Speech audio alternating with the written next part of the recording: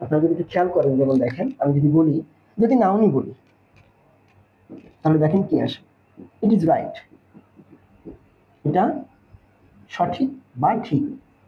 It is right, এটা noun, বোঝা যাচ্ছে, কারণ এইটা ইট এই একটা নাউন বা এটা একটা প্রোনাউন ধরতে পারেন, এটা হয় ঠিক। তার মানে কি, এটা একটা বিষয়, ঠিক বিষয় বোঝাচ্ছে, বুঝতে পেরেছেন? এটা তখন বিষয় বোঝাচ্ছে। আপনি যদি এটাকে, অনেকে বলতে পারে যে ভাই এটা তো সঠিক, তার মানে এটা তো তার ভাব বোঝাচ্ছে। হ্যাঁ ঠিক আছে ভাই, সেই হিসাবে এটাকে আপনি অ্যাডজেক্টিভও ধরতে পারেন।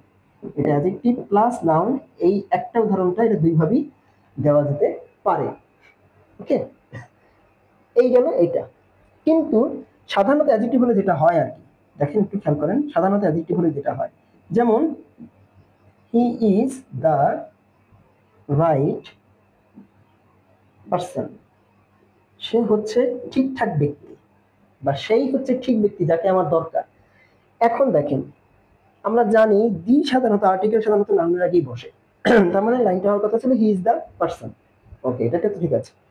কিন্তু যখন আমি এই দুইটা পার্সনের আগে না দিয়ে এর পার্সনের আগে যখন আরেকটা শব্দ দিলাম, ধরেন right, he is the right person, সে হচ্ছে ঠিকঠাক লোক, তখন কিন্তু এই রাইটটা পার্সনকে কোয়ালিফাই করছে বা মডিফাই করছে।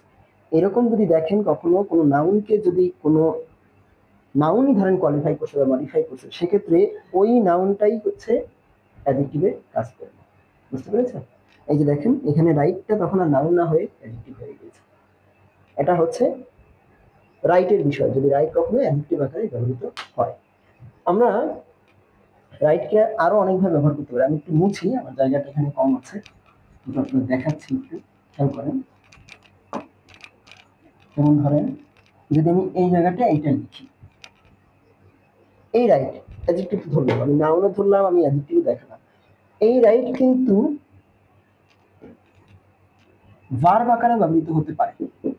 ভার্ব, দেখেন খেয়াল করেন, যেমন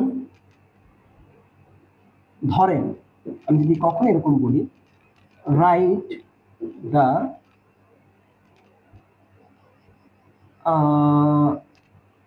রাইট দ্য রাইটিং, অর্থাৎ লেখাটাকে ঠিকঠাক করো।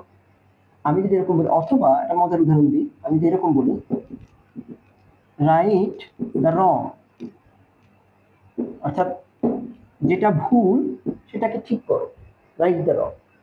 এখন দেখেন, যদি কোনো শব্দ সাধারণত ভার্বের প্রথমে বসে এবং যদি সেটা ইম্পারেটিভ বাক্যের কাজ করে,